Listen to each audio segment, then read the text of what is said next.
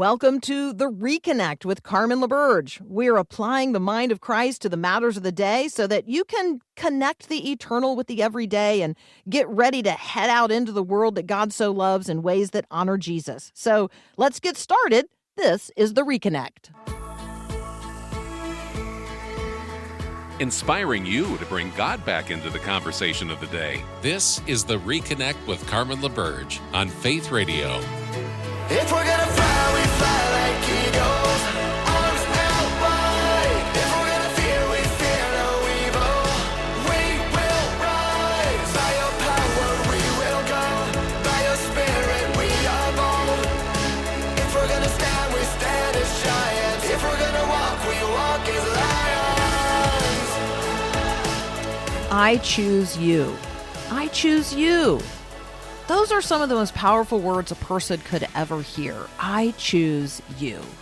I'm Carmen LaBerge. You're listening to The Reconnect here on the Faith Radio Network. Viral videos of, well, let's see, dogs. They walk into one dog, unhomed pet walks into a room. There's a bunch of people sitting in a circle, and the dog gets to choose. Incredible. I saw a viral video of earlier this month, a gal, she turned 18 years old, and during the celebration of her birthday, she actually presented a gift to the man who raised her. He has been her stepdad for 17 of her 18 years of life, and she gave him a gift that says, I choose you. And she had gone through the process of what's called adult adoption, and she had adopted him as her dad officially. He had never been in a position to adopt her as his child. I choose you were the words that she spoke. Some of the most powerful words a person could ever hear. I choose you. And that's what Jesus says.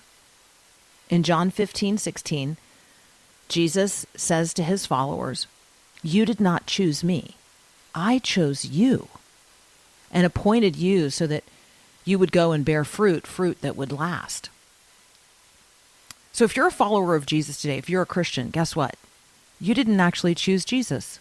He chose you. Faith is a response to God's divine initiative.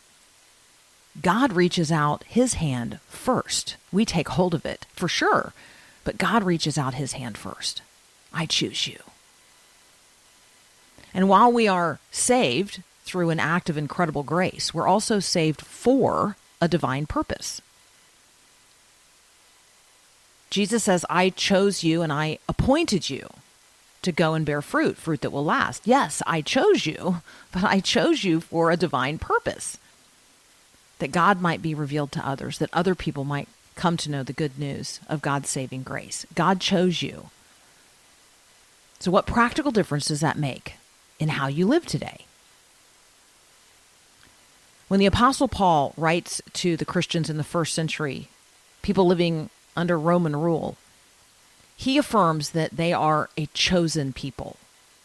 And then he describes who God has chosen them to be, how God sends them then to live. So we're looking today in Colossians 3:12 and 13. Where in the Word are you today? We want to ask that question of ourselves every single day. Where in the Word are you today? We want to let God speak to us through that which he's already spoken, his living and eternal word. And our Growing Your Faith verses of the day come from Colossians chapter 3, verses 12 and 13. Since God chose you. So, again, that's why I started where I started. I want you to know that Jesus chose you. You may think that you have chosen to be a Christian, but in reality, Christ chose you.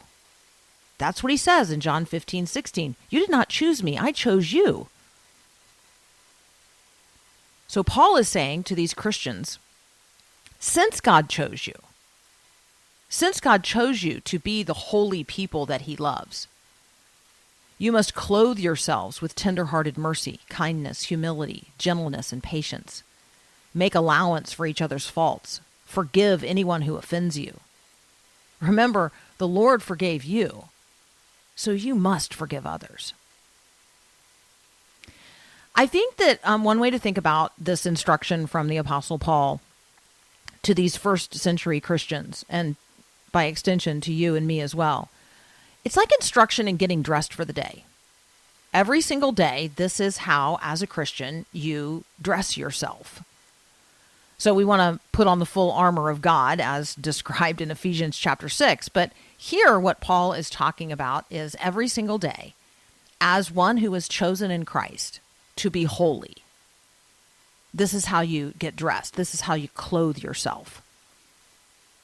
You're going to clothe yourself with tender-hearted mercy and kindness and humility and gentleness and patience. And you're not going to put it on as a put-on. Yes, you're going to put on mercy and kindness and humility and gentleness and patience, but you're not going to let all of that just be a put-on. Does that make sense? I don't want you to miss this. These externals, mercy, kindness, humility, gentleness, patience, love, forgiveness, these are the outward evidence of an internal reality. This starts with your identity as one who is chosen in Christ, as one who is chosen by God to be holy. This is an identity issue first, before it becomes an issue of externals, of what we put on. Since God chose you to be holy, since God loves you, therefore, you must clothe yourselves with the attributes and the character qualities of Jesus Christ. The outward mercy and kindness, humility, gentleness, patience, and love, these are external evidence of an internal reality, of a new identity. Yes, this is who you are, and therefore, this is how you are to live. Again, put on Christ. But for Christ's sake, don't let your Christianity be just a put on. We're going to talk in just a moment with Rocky Malloy. Rocky loves kids, loves Jesus, wants kids in public schools to have access to school counselors who are Christians. So I want you to just think for a moment back to being a kid. Did you have a school counselor? What was that person's role? When did they engage with you? I actually spent some time thinking about this. I mean, I was a sophomore in high school when my dad died, but I was a freshman in high school when my cousin Angie, who was my same age, died. And I, like, thinking back, I'm like, did I even have any engagement at all with my school counselor at my middle school or my high school? And I think the answer is no. If I did have any engagement with them, I have literally zero recollection or memory of it. School counselors have a hard job for sure. And we have a serious mental health crisis with young people today. The stats are really alarming. But behind the stats are real kids and real families in real crisis. So according to the CDC, nearly 20% of high school students in America have reported seriously considering attempting suicide. And nearly 10% of them have attempted it. 1 in 10. And in 2024, a study by the National Institute of Mental Health found that preteen suicide rates have increased by about 8% year over year.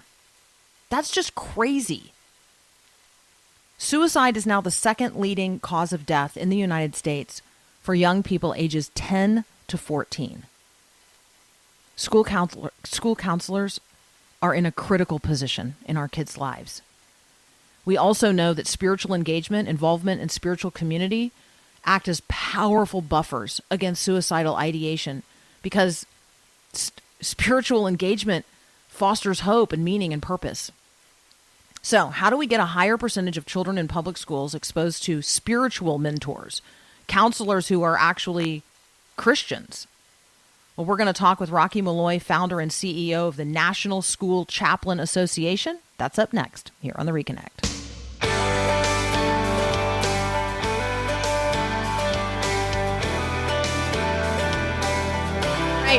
We've got Rocky Malloy with us, founder and CEO of the National School Chaplain Association. Rocky, welcome to the Reconnect. Thank you. Excited to be here. We're so excited to have you here. So, talk with us about like the big idea behind this. What is this public school chaplain trend that is taking hold across the United States? Like, what is happening? Well, you hit it right on the head. There's a lot of things happening in schools, and there's no one there to help either the faculty or their students process it. But really, the bottom line was protection. There's a lot of bad things happening to children, and people are not aware. They're not paying attention. It's not necessarily their job because they, for instance, in police officers or safety officers, they do not respond until a crime is committed, where a chaplain has a constitutional privilege and protected right to intercede before something bad happens. So when we talk about chaplains in public schools, who are we talking about? What or who is a public school chaplain? A chaplain is someone that's endorsed by a faith group, exactly like a military chaplain, certifying that all their credentials are in order. And then once they're endorsed, they come to us for training and certification. So it's a highly qualified professional. In some cases, it could be the most educated person on a campus. So there's probably somebody listening right now who, like, their little alarm in their head went off and said, that can't possibly be legal. So talk with us. I mean, I know that this is one of the great challenges that you face, and that keeps you engaged nationwide in this conversation. Talk with us about the legality of the presence of chaplains in public schools today. Well, Carmen, that's the easiest question I get because there's approximately 10,000 chaplains hired by either the federal or state governments in the United States. It's one of the oldest institutions in our country. It pre-existed Articles of Confederation and then the Constitution. So the real issue is discrimination.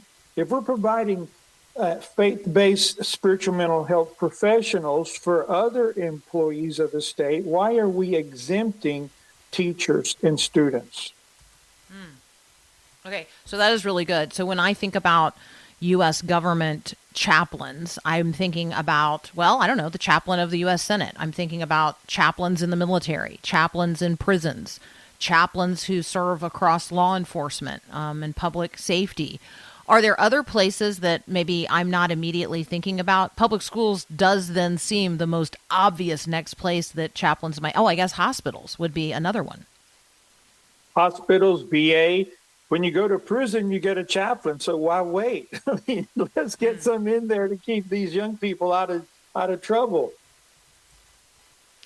Talk with us, and again, we're talking with Rocky Malloy. We're happy to send you guys a direct link, but you can also go check it out yourself, the National School Chaplain Association, nsca.global, National School Chaplain Association. We'll send you the link on the text line, 877-933-2484. Rocky, folks are interested. You talked about, the credentialing or endorsing agencies. That might be a denomination, let's say, but then you work to train these chaplains before they would be deployed into public schools. Just talk a little bit about that process. Well, that was a great example. Yeah, faith group endorser that's coded by the federal government would put forward a candidate, and then that candidate would go to Army, Navy, or Air Force chaplain school to become an officer that would serve all branches of the military. If that person comes in with a desire to be a civilian chaplain, then they come to us, and we prepare them in multiple different verticals. We have different verticals. One is school, one is medical, which would be the VA, one is disaster relief, etc. It's just as the endorser certifies their theological training, then we certify their application and knowing how to. For instance, you could be a master's of divinity and not necessarily know how to talk with someone that's idolizing suicide. No, for sure. It's a very specific area of service. And so I really appreciate that you guys are offering specialized training. If you think for just a moment as you're listening about the need that this is designed to meet, I know that you're aware of just how critical a time it is in the lives of children and young people in our country. I want you to think about who they have access to in the public school. And I want you to think about what an incredible benefit and blessing it would be if every public school had a trained chaplain, in the same way that we deploy chaplains to disaster settings through, let's say, the Billy Graham Evangelistic Association or our friends at Samaritan's Purse, or on and on and on down the list. Like, there are folks who surge into an area when there's a disaster, but there's disasters unfolding in our public schools every single day across the country. And so I love the way that Rocky is pressing into this. The National School Chaplain Association is our conversation partner today. If you've got specific questions, let me hear them on the text line, 877-933-2484. Yes, we'll take up next, like, the states that are already embracing this, and then maybe the places where there are still some hurdles to overcome. You're listening to The Reconnect. You might be the kind of person that goes to Paris and still listens to Faith Radio on the app. And I'm thinking of a particular couple from northern Minnesota. Or you might be more like the person that just goes into the next room in your apartment and listens. Well, the good news is using the app is just as easy in both places. Downloading the free app is crazy easy. Just text the word app to 877-933-2484 and then click the link. And if you happen to be in Paris, there is a coffee shop, but you should see the prices of biscotti. They have gone through the roof. I recommend avoiding it. We're talking with Rocky Malloy. We're talking about the National School Chaplain Association and the role and the rollout of school chaplains across the country in public schools. Rocky, I'd love for you to share with us, like, a story of an experience maybe that a chaplain has had in a local school, and how their presence, their availability really did transform a traumatic event or situation. There was a school in which a beautiful little first grade girl choked on some food. And it was all on video. All the students were there. The teachers that were attending were classic response. They did everything they knew how to do, and they did it very well. When EMS came in, the little girl had already coded. So they took her to the hospital, and the parents and about 30-something other relatives met her there. And there was a chaplain waiting. The school chaplain was waiting for them when they got there. It was the worst day of their life. The chaplain stayed till every person left the hospital. They were praying for her to come back to life. He was right there with them. And the part of the biggest casualty were the teachers. That little girl died in their arms, and they kept asking themselves, what could I have done? What could have changed? And everything was so terrible. So the next day he's in school early, meeting with those teachers, and he actually performed a mock funeral service in school at the request of the principal to help bring some resolution and peace to the entire school. It was as tragic as it was the chaplain brought peace and to the parents and the entire school. It was a wonderful example of why a chaplain is so necessary. And then, Rocky, I'd love for you to tell us a chaplain's story. I know that I have read over on your organizational website, I have read the story of one man's journey, toward school chaplaincy. And I just really appreciate Gary Nilsson's story. And I don't know if you know that individual story well enough to tell it. And if not that one, maybe the path that a chaplain takes, because these are regular, ordinary people who God cultivates through all kinds of career paths, who then serve as chaplains, at an age and stage when God provides an opportunity. Well, the number one candidate are people that are already working in a school district because they have relationships, they know the people, they know how the administration works. Every school's a little different. So that's our number one target. So we help to identify people that are already doing it. They're already representing Jesus on a campus. So when we help that person identify that they're probably already behaving like a chaplain, then we bring them in through the endorsement process, the training and everything else, give them the tools they need and the confidence to operate correctly. So that's our number one candidate. That is so cool. So if you're listening right now and you're already kind of functioning in this way, might be you might already be the librarian. You might already be on the campus in some other form or fashion. Maybe you're a coach, and you say to yourself, "Oh, I could also, if I got the training and I got the certification, I could also potentially serve as an actual chaplain on my school campus." How amazing would that be? So we want to put you in touch with the National School Chaplain Association, nsca.global. We'll send you that link on the text line, 877-933-2484. So, Rocky, across the United States of America, there are some states where this is, like already an absolutely deployed active reality. Texas, Florida, Louisiana, New York. I know it's rolling out in other states as well. But in some states, like, action has been taken to keep it from happening. So can you just give us a little status report and how we can be praying for you as you continue to expand this nationally?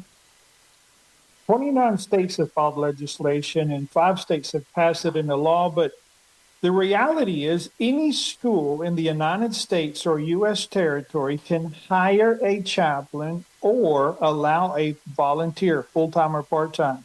It doesn't take any law. It's already legal. All these laws do are putting money behind it. For instance, Texas put $4 billion behind the classification of chaplain. Okay, so that's amazing. So it's already legal. I mean, I just think that's really important for people to hear. Any school district, any school can hire a chaplain, and you could be hired as a volunteer chaplain if they don't have money for it, and you've got time and talent, and you've got credentials, and you're endorsed to do so. So it's already legal. And I just want to encourage you, because maybe you have been thinking about how you could positively influence what is happening in the lives of young people. You have a generational concern. You have a concern for your community. You want to be a person who lives into the calling of Christ to go out there and do the good works that God's prepared in advance for you to do. Maybe this is that good work. And so we want you to avail yourself of the resources that are available to actually get the training that's necessary to do this and to do it well. The National School Chaplain Association exists to make this happen. So let's talk about this, Rocky. Chaplains serve everybody on the campus without trying to convert them. I think that the cooperating without compromise part of this is important as well. That's exactly right. You can be sent to a counselor, but you're not sent to a chaplain. It's your free will. If you want to engage a chaplain, you may. If you don't want to, you don't have to. Oh, I like that. And then the spirit in which the person is serving, I just think that there's we're acknowledging that although as Christians, I recognize every space as space that God wants to influence, and God wants to use me as an influencer in that environment. But the chaplain is not primarily there on an evangelistic mission. Could you just talk about that a little bit? That the chaplain has this spiritual role for sure, but there's a lot of just ministry of presence, that you're there as a person of peace on the campus.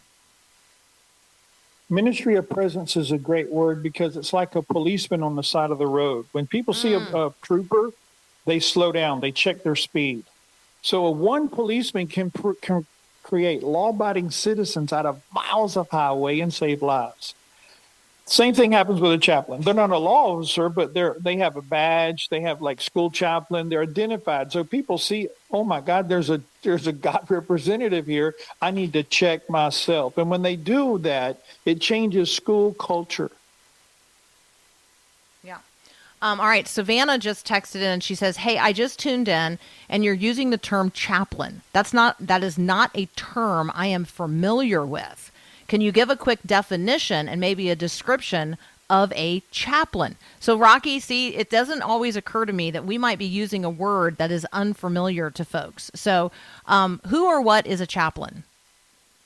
A chaplain, in our case, is a federally recognized member of clergy that represents God, not the church. That's why there's no breach of the First Amendment separation clause. That's so good. All right. And Savannah, one of the things that we talked about earlier in our conversation with Rocky was that there are chaplains in all kinds of public environments. So you could think about the chaplains that are present in the military, chaplains that are present in medical facilities, chaplains who are deployed when there is a disaster. So the VA has chaplains, the military has chaplains. Prisons have chaplains, law enforcement agencies have chaplains, and this discussion is about the presence of chaplains in our public schools. And so, Rocky, thank you so much for joining us today on the Reconnect and helping us not only see this. It's just probably for some people this is just pulled back a curtain, and you're like, oh, this is not even something I knew was happening out there. So, thank you for the window into this and then the invitation into it as well. We really appreciate it. Thank you, Carmen. Don't forget, chaplains have been in schools for a long time after tragedy. We're getting them in there before and to prevent tragedy. It's so good, and it's so needed and necessary. That's Rocky Malloy, the founder and CEO of the National School Chaplain Association. We'd love to put you in touch with them. NSCA.global. That's National School Chaplain Association. We'll send you that link on the text line, 877-933-2484. Next up, our friend Ruth Kramer is going to join us from Mission Network News, and we're going to take a look at what is happening around the world. I do have a little uh-oh for you this morning. The President of the United States says he believes the ceasefire between the United States and Iran, in the President's word, it's over. That's not good news. Ruth is going to join us next, and we're going to take a survey of what's happening around the world. You're listening to The Reconnect.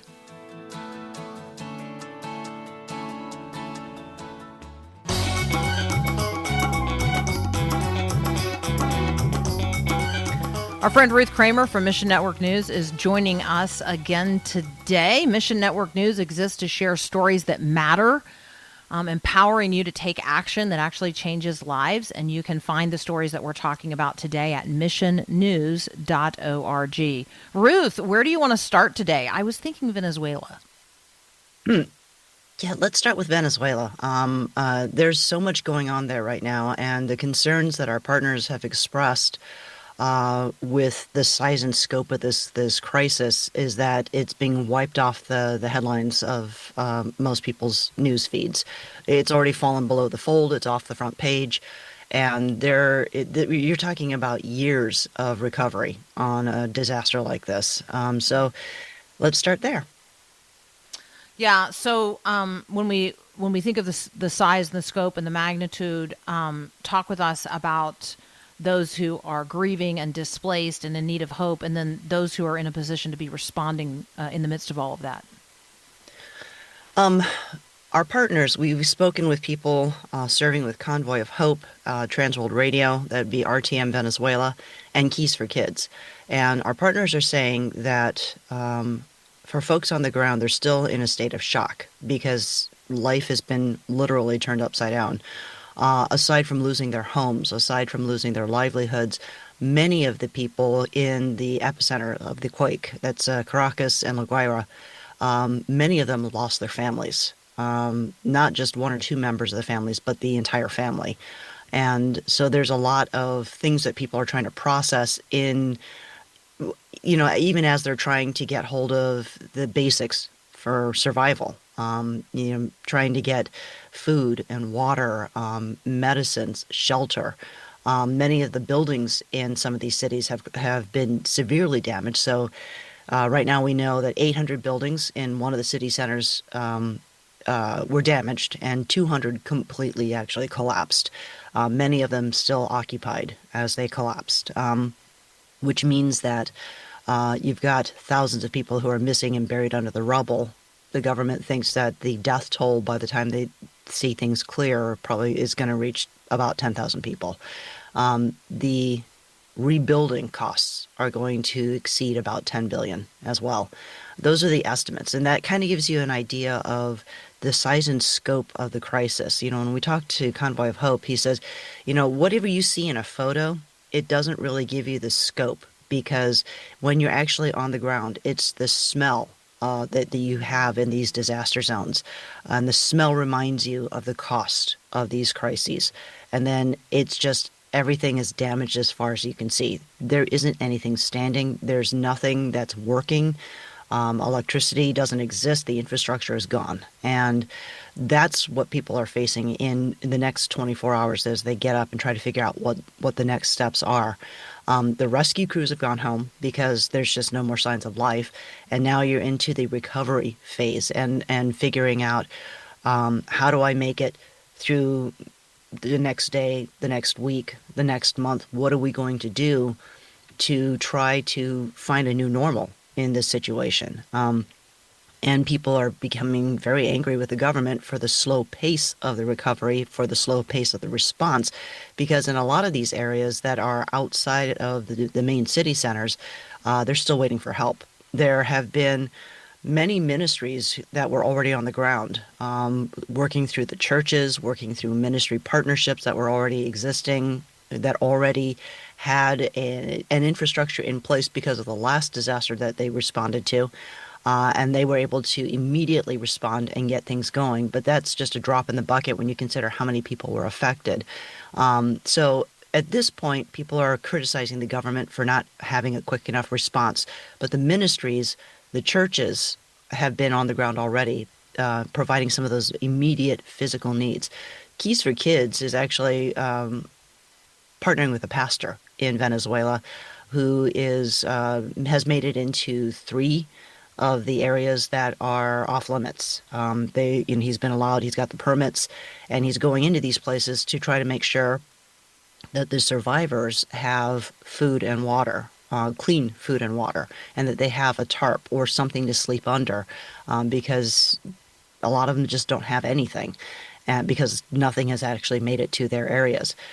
Keys for Kids also is providing a trauma-based devotional series, because there are a lot of children involved with the survival efforts. And some of them are without parents, some of them are without guardians. And the concern here is that the traffickers are going to swoop in and children are just going to disappear. So there's a lot to be praying for. There are a lot of things that ministries are doing. Transworld Radio is providing a lot of devotional by radio, because people do have the solar-powered units that they can listen to radio. And there are just a lot of different ways where the body of Christ is able to get in there because they're trusted now. They're trusted because they stand by people. They listen to the stories. They grieve with those who are grieving.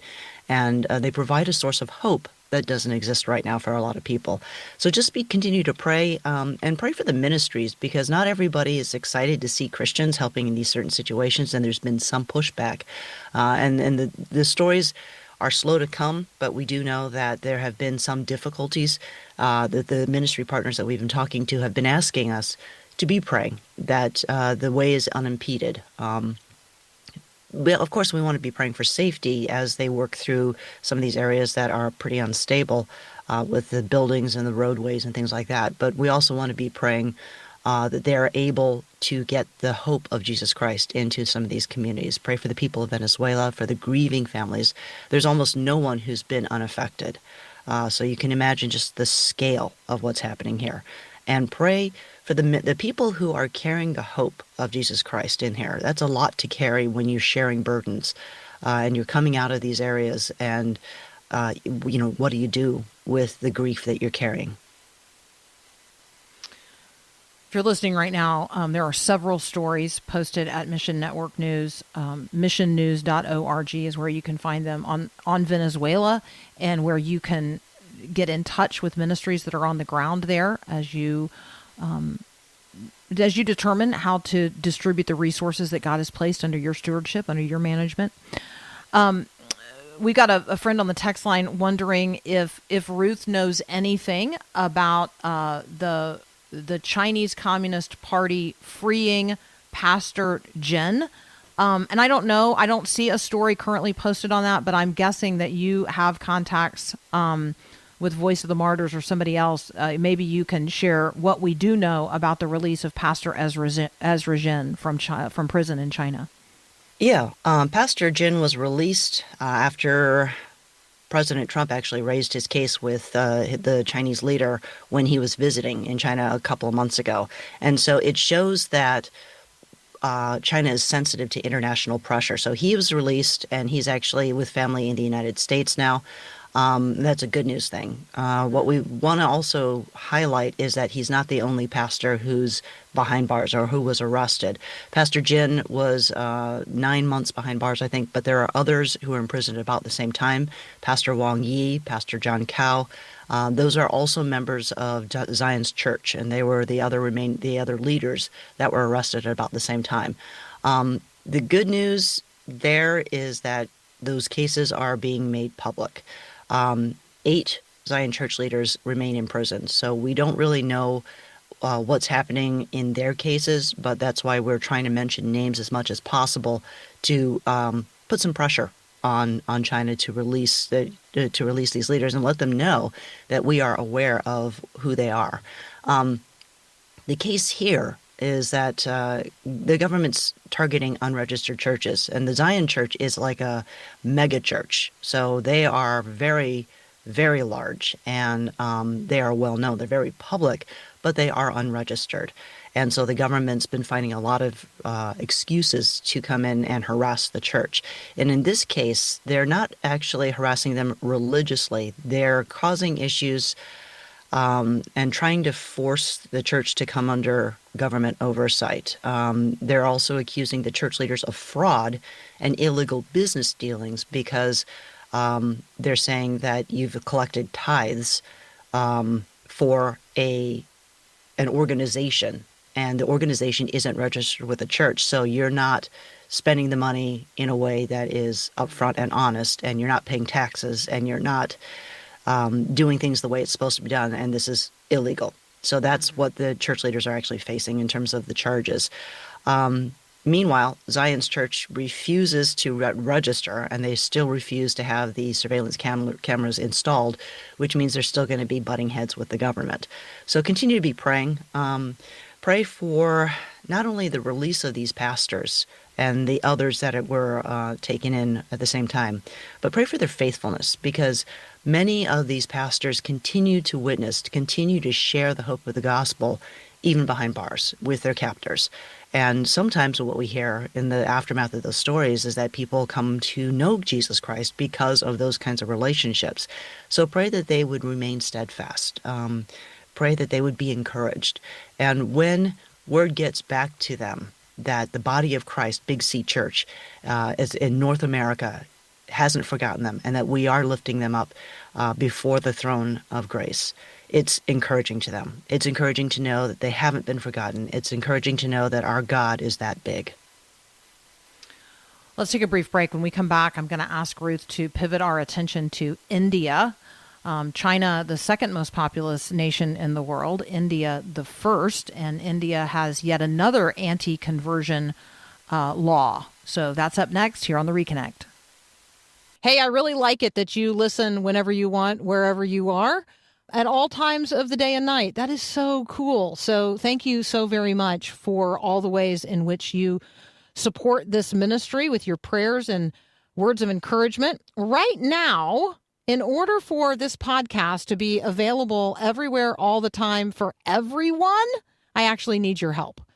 Could you support this podcast right now so that more people in more places at every hour of every day could hear about Jesus and grow in their relationship with him? click the link in the show notes or give now at myfaithradio.com. And thank you so much again for listening to this podcast.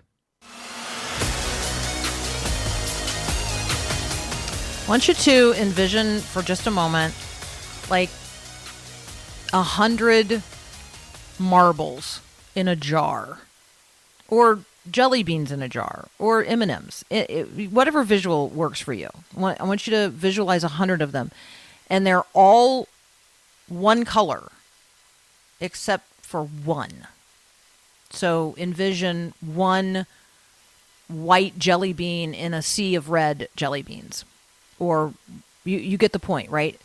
So in this particular state in India that we're about to focus on right now with Ruth Kramer, it is a place where only 1% of the people are Christians. So there's 1 in 100. And that 1 is now not allowed to legally share their faith in such a way that would lead to someone else becoming a Christian. And so anti-conversion laws is something that we bring into focus from time to time, and Ruth has an update for us today. Ruth, there's yet another anti-conversion law in India. Yes. Maharashtra state is right on the edge of becoming the 13th state in India with an anti-conversion law on the books. The state government has already passed the bill, and now the Legislative Council has to look it over and give its approval, which is expected to go through. So when it's enacted, it's expected to make life pretty difficult for the Christian community. It's not stated specifically that it's anti-Christian, because there are other faiths, other minority faiths that are also in play in the state. But it typically tends to be enforced against Christians. So the Freedom of Religion Bill 2026 includes a requirement that anybody seeking to change the religion has to give 60 days notice and obtain government approval, which usually isn't given, but it does identify the person as someone who is trying to convert, and then it gives the government an opportunity to investigate how this came about and things like that. That it puts a little fear and intimidation towards those who are participating in programs that might be helpful. So in this case, Mission India has literacy programs and children's Bible clubs and things like that, where they're serving the community, but sometimes the leadership is seen as running afoul of the anti-conversion bills. Laws in those different states, and it means that people might be afraid. It might have a chilling effect on participants in the programs, and puts pressure on those who have recently converted to follow Jesus. So just be praying, because there's some difficulties there, but there's another issue in India that I think is probably bigger, because it affects almost everybody, and that's something under the Foreign Contribution Regulation Act, some new notifications that just went out that India is tightening government control over foreign-funded ministries. The oversight that has been expanded to, tightly control the messaging, to tightly restrict ministries from sharing the gospel, from being proselytizing ministries, includes social media, publications, donors, state-by-state operations, any and all books, magazine publications, web articles, podcasts, broadcasts. Now all of those things are being considered tools that the government can use to track down ministries that are using foreign funds to proselytize. And that gets really tricky. It kind of feels like, as narrow as that window has gotten, that India has taken a page out of China's playbook. And we've already seen how difficult that is. So just be praying for ministries, because they're all facing now more legal and operational challenges. Ministries that actually retained their FCRA approvals are now having to reconsider, like, what are they going to be able to do legally and stay and keep their approvals so they can stay active in the country. Ministries that typically were able to get past some of the earlier obstacles are now meeting with lawyers to see, what is legal and what isn't. How is this going to be read? And how tightly controlled is this going to be? Is this going to kick everybody out? Even ministries that have a different name in the country and have apparently, national funds, not foreign funds, but national funds that they're working with, the government is looking at where does that money originate, and then how does it get converted? So that's another challenge. Just be praying. That's a bigger thing in some cases than the anti-conversion laws, because it's going to keep ministries like our partners that serve in India out of the country. So if you want more information on the Foreign Contribution Regulation Act, actually there's a member of Congress who is particularly interested in all of this. And so Congressman Chris Smith is one who you can follow on this particular subject. If you're thinking to yourself, I'd like to know sort of who in American politics is pressing in on this particular issue as well. Obviously, the coverage at missionnews.org is going to keep you up to date and put you in touch with ministries that you can be praying with and that you can be partnering with as well. This is a huge shift in terms of how Christians individually, but also Christians collectively and cooperatively engage with the now most populous nation in the world, and that would be the nation of India.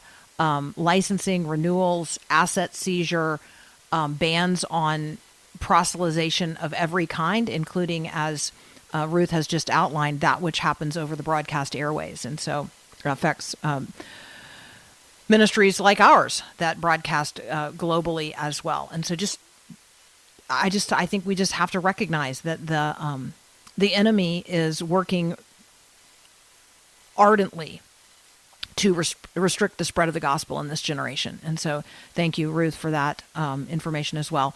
We don't have time to cover the range of headlines that you're going to have access to at missionnews.org. I'm going to give Ruth a minute. I don't know. Paul's probably saying, don't give Ruth a minute. The Afghanistan piece is really important. Can you do 1 minute? Continue to be praying. Afghanistan, the Taliban recently met with EU officials to try to legitimize, it's seen as a legitimization of their regime to try to get people back into the country. And that is not good news for Christians who've left the country. However, ministries are saying that they've been training the diaspora of Afghans, and as they go back into the country, they are prepared to take the gospel back into an area that traditional missionaries have never been able to go to. Yeah, this is an incredible prayer opportunity, and so avail yourself of the information about the EU hosting the Taliban for the first time to discuss diplomacy and then also deportations. That article at missionnews.org. We'll send you all those links on the text line, 877-933-2484. Also, opportunities to be praying for ministries here in the United States on all kinds of summer campaigns as well. Ruth, as always, thank you so much for being with us on the Reconnect. Thanks for having me. Yeah, absolutely. We got another hour up next. Our friend Deborah Fileta is going to join us, and Heather Zeiger will be back. We're going to take a turn to the science page. You're listening to the Reconnect.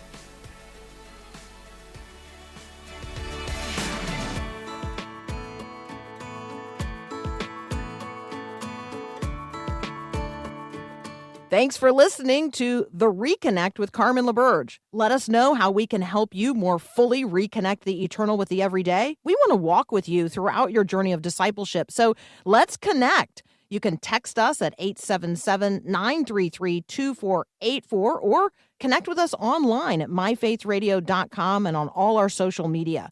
I look forward to connecting with you as we each seek to reconnect the eternal with the everyday.